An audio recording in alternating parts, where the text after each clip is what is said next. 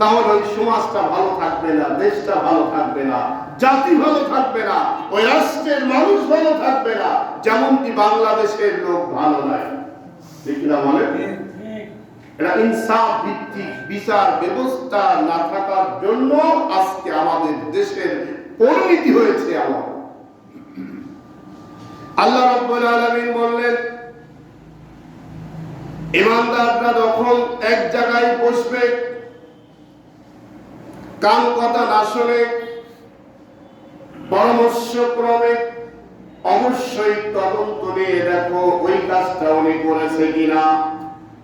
যদি এই কাজটা তিনি করে না থাকে, আর যদি মনে করে এমনটা ভুল হয়েছে, আবার ভুল ব্যক্তি অনুতপ্ত অনুশোচনা হয়ে সাথে সাথে স্যালেন্ডার হয়ে আফসোস করতে থাকো, না জানি আমার কারণে এত বড় ভুল হয়েছে, রব্বুল আলামিন যদি আমাকে ক্ষমা না করে, মাফ না করে, তাহলে আমার বাঁচার কোনো উপায় নাই। এই আফসোস করতে থাকো। আমার ভাইয়েরা, আজকে দেখুন আমার দেশের অবস্থার দিকে তাকিয়ে দেখুন, যারা বড় বড় চেয়ারে বসেছিল, একটা ব্যক্তি বুকে হাত দিয়ে আজকে পর্যন্ত বলল না আমার কারণে জাতি ধ্বংস হয়েছে, আমার কারণে সমাজ ধ্বংস হয়েছে, আমার কারণে অসংখ্য বিচার ব্যবস্থা বহির্ভূত হয়েছে, আমি জাতির সামনে স্যালেন্ডার করলাম, ক্ষমা চেয়ে নিলাম, আমাকে যদি এই জাতি মাফ না করে দেয়, আমাকে আল্লাহ রাব্বুল আলামিন কখনো মাফ করবে না। ইবাদত হলো দুই প্রকার, একটা হলো বান্দার হক, আর হলো আল্লাহর হক। আল্লাহর হক কোনটা? এখন জুম্মার নামাজ পড়া হলো ফরজ। নামাজ যে কোনো কারণে আপনি হয়তোবা সফর অবস্থায় অথবা অসুস্থ অবস্থায় অথবা এই জাতীয় এমন একটি প্রেক্ষাপটের মধ্যে গিয়ে আপনি নামাজটা করতে পারেন নাই, কিন্তু আমার দেশের লোকজনের জন্য এটা 100% হবে না, এই ওয়াজটা 100% হবে না। কেন? এই যে আজান হলো, একটা বাজতে গেল, মসজিদের ভিতরে লোক বেশি না বাহিরে লোক বেশি? বলেন। ওরা যদি বলে যে আমরাও বেকায়দায় নামাজ পড়তে পারি নাই, ওয়াজ অনুযায়ী আল্লাহ মাফ করো, ওই মাফ আল্লাহ করবে না, কারণ ইনসাফ ভিত্তিক আল্লাহ বিচার করে। সত্যি অজুর ছিল কিনা? অসংখ্য মানুষ এমনিতে নামাজ ছেড়ে দিচ্ছে, রোজা ছেড়ে দিচ্ছে, নামাজ পড়ে না, আছে না নাই? বলেন। যদি বলতে যান তাহলে আপনাকে সমালোচনা শুরু হবে। আল্লাহ রাব্বুল আলামিন বললেন, আল্লাহর ইবাদত যদি কেউ না করে, আল্লাহর হক যদি কেউ নষ্ট করে ফেলে দেয়, আল্লাহ রাব্বুল আলামিন সেটা একটা সময় মাফ করে দিতে পারেন, যিনি যদি ক্ষমা চান, তার ভুল যদি শুধরায় নেন। কিন্তু বান্দার হক যদি তুমি নষ্ট করে ফেলে দাও, আর বান্দার থেকে যদি তুমি মাফ চাই না নাও, আল্লাহ রাব্বুল আলামিন ওই বান্দার হক কোনো সময় মাফ করবে না। এখন বান্দার হকগুলা কি? আল্লাহ রাব্বুল আলামিন কোরআন দিয়ে যে বিষয়গুলো বলেছেন, দেখুন, আপনি যদি কোনো মানুষকে হত্যা করে থাকেন, ওই হত্যা হওয়ার জন্য আপনি নিজেও প্রস্তুতি গ্রহণ করেন। আপনি যদি কোনো সময় কাউকে বিপদগামী করে ফেলে দেন, আপনি বিপদে পড়ার জন্য নিজেও প্রস্তুতি নিয়ে নেন। আপনি যদি অবৈধভাবে ক্ষমতার দাপট দেখিয়ে যদি একটা মানুষকে আপনি অহেতুক যদি বিপদে ফেলে দেন, ঘর ছাড়ান, আপনি এলাকা ছাড়ান, রাষ্ট্র ছাড়ান, যেমনটা পূর্বে 18টা বছর যাবৎ বাংলার মানচিত্রে যেই ঘটনাগুলা হাজার হাজার প্রমাণ যুক্ত অসংখ্য মানুষকে সহ্য করতে হয়েছে, ঠিক না বলেন? এই যে গত সপ্তাহে ট্রাইব্যুনাল থেকে একটা খবর আসছে, সবাই জানেন, যে ট্রাইব্যুনাল গঠন করছিল বিরোধী শক্তিদেরকে দমন করার জন্য। আজকে সেই ট্রাইব্যুনালে মানিক শয়তানের মতো মানুষ থেকে শুরু করে ঊর্ধ্বতম এক রহমানের মতো ভালো মানুষগুলা ওই ট্রাইব্যুনালে আজকে হাজিরা দিতে হবে। বলেন? ইসলাম যদি মানতে হয় আপনাকে পরিপূর্ণ মানতে হবে কোরআনকে। ইসলাম মেনে যদি আপনি চলতে পারেন, আপনার জীবনটাকে আল্লাহ ওমর রাদিয়াল্লাহু তাআলার মতো আল্লাহ বানিয়ে দিবেন। আল্লাহর ঘোষণা, সুবহানাল্লাহ বলেন।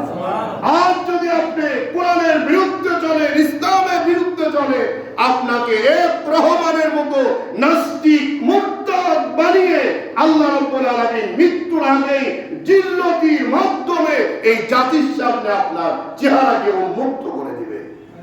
শুরু হয়েছে। এগুলা কি কোরআনে কারিমের মধ্যে আল্লাহ রাব্বুল আলামিন আগেই দিয়েছেন না এখন আমরা বানাচ্ছি? কথা বলেন। আল্লাহ আগেই দিয়েছেন। ওই ইমানদারেরা ভালো করে শোনো, এখানে যত মানুষ আমরা বসেছি সব মানুষ ইমানের দাবিদার। আপনি দেখেন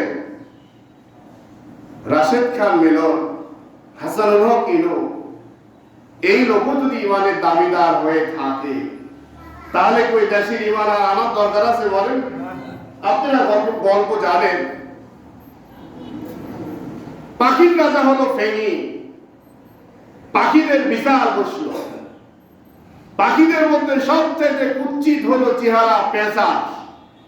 পেঁচার উপরে সবাই অভিযোগ দিল পেঁচার কেন্দ্রিক, ও চেহারা ভালো না, ডাক ভালো না, ওর ঠোক দেওয়া ভালো না, তাকানো ভালো না, ইত্যাদি ইত্যাদি সমস্যা সমাধান করে তাকে দেশ থেকে বের করে দাও। বসালো বিচার। বিচার বসানোর পরে এবার বললো যে ঠিক আছে, এই অমুককে বের করে দাও, অমুককে বের করে দাও। পেশা দাঁড়ায় বললো, জাহাপনা বলেন আমি প্রস্তুত, কাকে বের করে দিতে হবে? রাজা মশাই বললো বিচারের তেজপাড়া শেষ, বিচার আর করা লাগবে না, এমনি বল।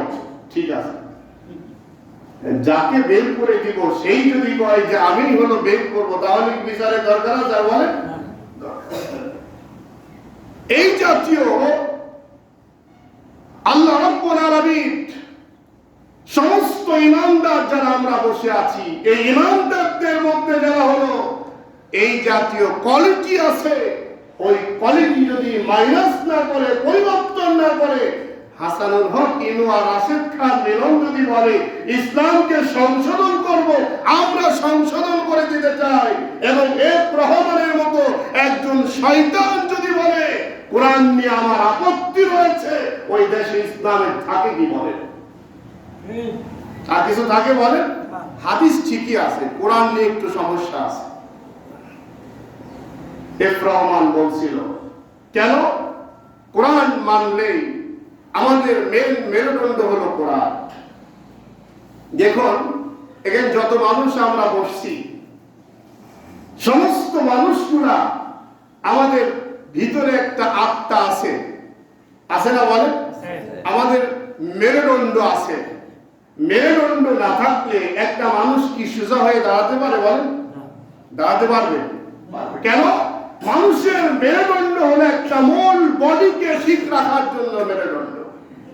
মেরুদণ্ডহীন যখন হয়ে যায় তখন কিন্তু ওই মানুষটা আর ঠিক থাকতে পারে না, দাঁড়াতে পারে না, বসতে পারে না, ওই মানুষটার আর কোনো শক্তি থাকে না, কিন্তু একটা মানুষ থাকে। মেরুদণ্ড হলো আমাদের কোরআন।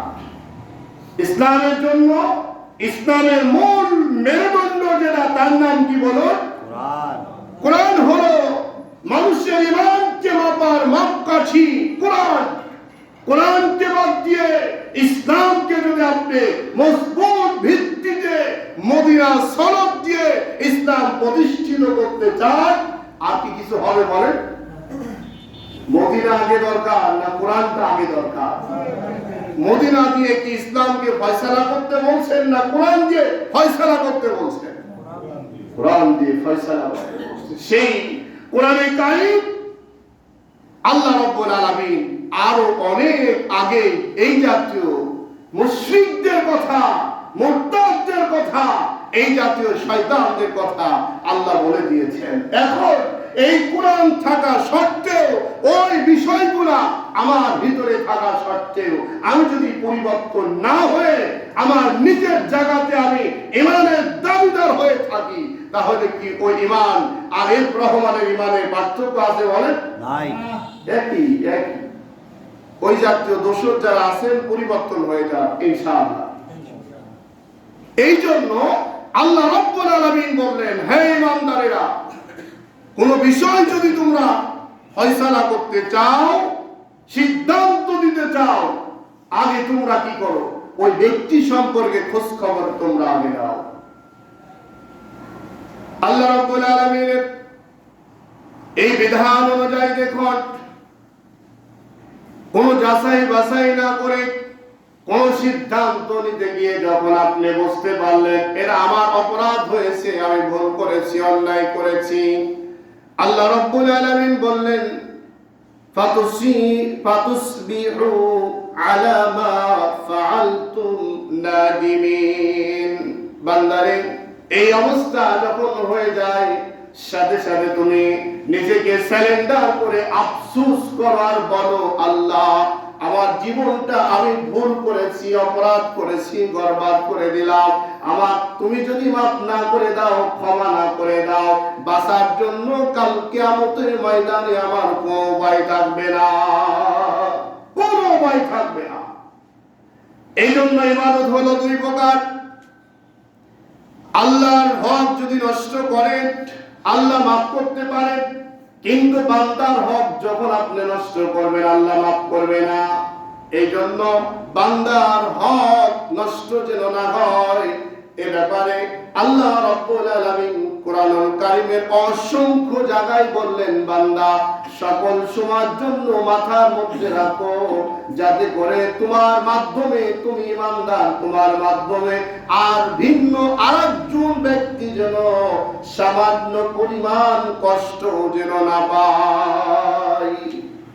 আমার কিছু কথা আছে, আল্লাহ বললেন এখানে খোঁজ খবর নিয়ে যাচাই করো। আমার কিছু কথা আছে মনে করুন, যেটা খোঁজ নেওয়ার কোনো প্রয়োজন নাই, সাথে সাথে অ্যাকশনে যাওয়া যায়, ও ব্যাপারটা আল্লাহ বলেছেন। এখন যদি আপনার সামনে কোনো একজন ব্যক্তি বলে, ভাই কোথায় যান? আমি জুম্মার নামাজ পড়ার উদ্দেশ্যে যাচ্ছি, শুক্রবার তাই।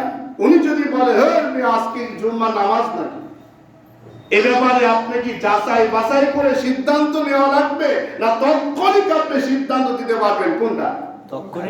তৎক্ষণিক সিদ্ধান্ত দিতে পারবেন। এখন যদি বলেন ঠিক আছে দেখি যাচাই বাছাই করি, দেখি আজকে কি শুক্রবার না জুম্মা, এই যাচাই বাছাই করতে করতে জুম্মা থাকবে বলেন না। এই জন্য কিছু কিছু বিষয় যেগুলা যাচাই বাছাই সিদ্ধান্ত দেওয়া যায়, যেমনটি হলো সর্বশক্তি পৃথিবীর মালিক যিনি একমাত্র, তিনি হলো আল্লাহ, সকল ক্ষমতার মালিক আল্লাহ। কিন্তু পূর্বে যারা ছিল তারা বলতো কি, সকল ক্ষমতার উৎস হলো জনগণ। এই ব্যাপারটা যাচাই করার জন্য আর কি সময় দরকার আছে বলেন? নাই, আর সময় দরকার নাই। এখন সিদ্ধান্ত আপনাকে নিতে হবে, আপনি ইমানদার, সকল শক্তির উৎস হলো একমাত্র মহান আল্লাহ। জনগণ ভাই, জনগণ যদি মনে করে তাহলে আপনার ঈমান কি আছে? নাই, শেষ। আল্লাহ রাব্বুল আলামিন এর জন্য বললেন, শোনো ভালো করে, অবশ্যই বিচারক যারা হবে তাদের সিদ্ধান্ত নিতে হবে।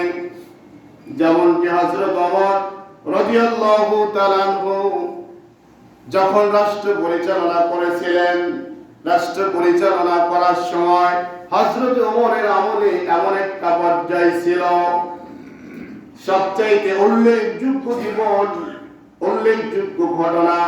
হযরত ওমর রাদিয়াল্লাহু তাআলা আনহুর জন্য আল্লাহ রাব্বুল আলামিন ওহী নাযিল করছেন। কোরআনে কারিমে নবীবাদে ওহী নাযিল কোনদিন হয় নাই, কিন্তু দুইটা ব্যক্তির জন্য ওহী নাযিল করে আল্লাহ রাব্বুল আলামিন খুশি হয়েছেন তাদের কার্যক্রমের উপরে। একটা হলো হযরত ওমর রাদিয়াল্লাহু তাআলা আনহু, তার জন্য কোরআনে কারিমের কমপক্ষে 11টা আয়াত আল্লাহ রাব্বুল আলামিন নাযিল করেছেন। সুবহানাল্লাহ। তার সিদ্ধান্ত করবে, তার কাজের উপরে খুশি হয়ে, যেমনটি বিশ্ব নবী ততক্ষণ পর্যন্ত কাবা ঘরে নামাজের হুকুম দেন নাই। কেন? আবু জেহেলের শাসন চলছে, নেতৃত্ব চলছে, মুসলমানদের তেমন গোষ্ঠী হয়নি, শক্তি হয়নি। ওমর ইসলাম গ্রহণ করলেন। এবার ওমর রাদিয়াল্লাহু তাআলা বললেন, ইয়া রাসূলুল্লাহ, আপনি অনুমতি দেন, এখন থেকে কাবা ঘরে নামাজ হবে, আযান হবে। এমন কোন শক্তি যদি ইহুদিদের থাকে, অমুসলিমদের থাকে, কাফেরদের থাকে, আমাদের সাথে মোকাবেলা করার জন্য আসো। রাসূল বললেন, সিদ্ধান্তটা খুব মারাত্মক। ওমর সবেমাত্র ইসলাম গ্রহণ করলো। এখন একটা মানুষ সম্পর্কে ততটা এখনো ধারণা আসেনি, এই মুহূর্তে ইসলাম গ্রহণ করলো, না জানি আবার কি হয়ে যায়। রাসূল সিদ্ধান্ত দিতে একটু ইতস্ত বোধ করছেন। আল্লাহ রাব্বুল আলামিন ওহী নাযিল করে বললেন, হে নবী, এই সিদ্ধান্তই সঠিক, ওমরকে যেতে দাও। সুবহানাল্লাহ, যেতে দাও। প্রকাশ্যে বের হয়ে গেলেন, নারে তাকবীর, আল্লাহু আকবার।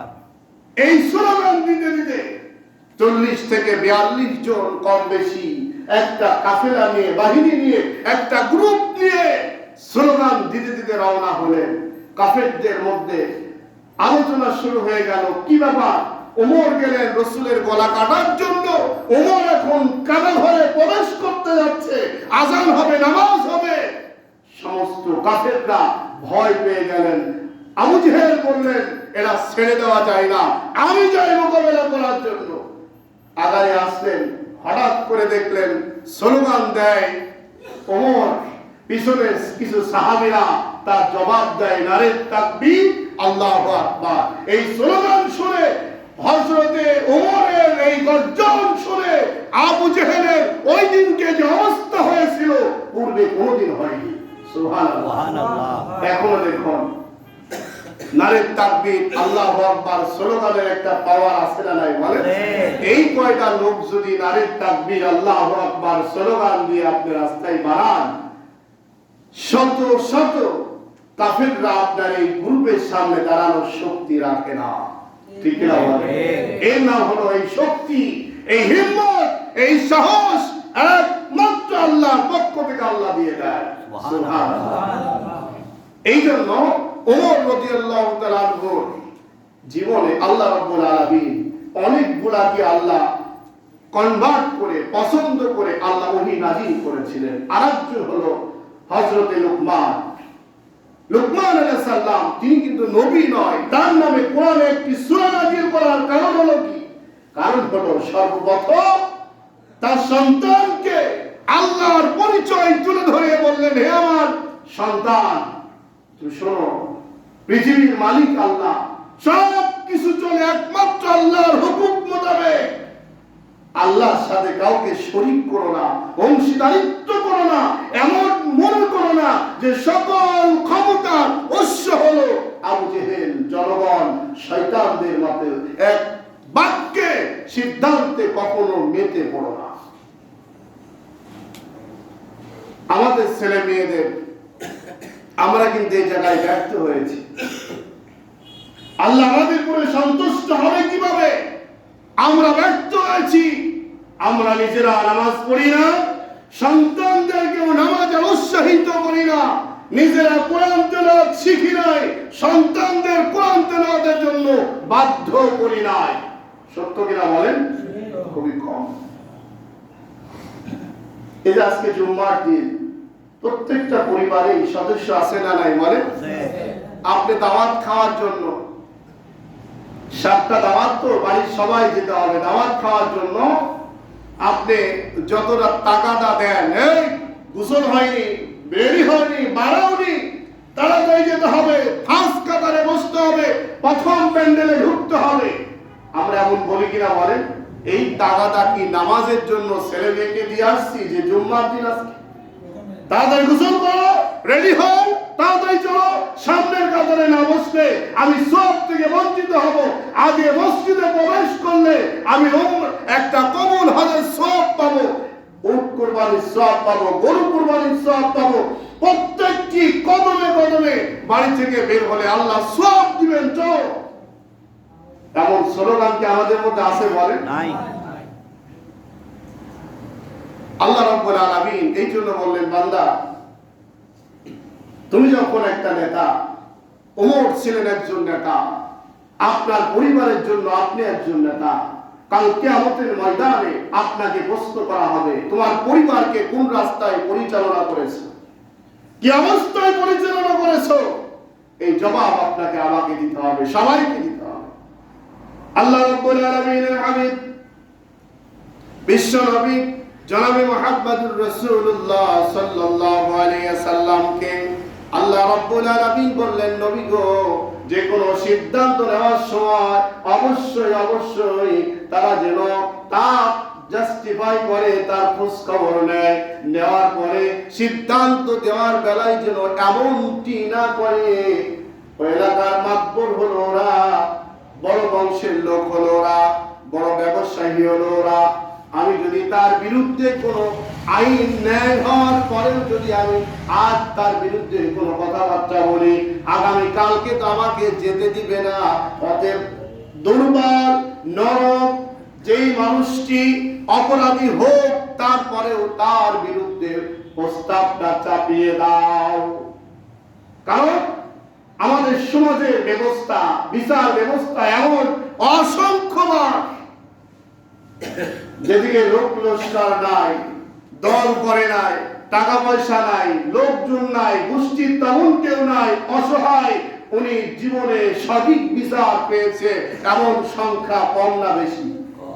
কথা বলেন, সবচাইতে কম। কেন?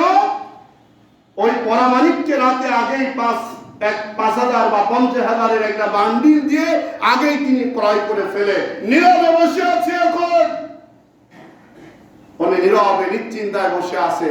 সালিশ শুরু হলো, দরবার শুরু হলো, দেখা যায় তার পক্ষেই লোক বেশি কথা বলে। আছে না নাই? এ হলো ইনসাফ নয়।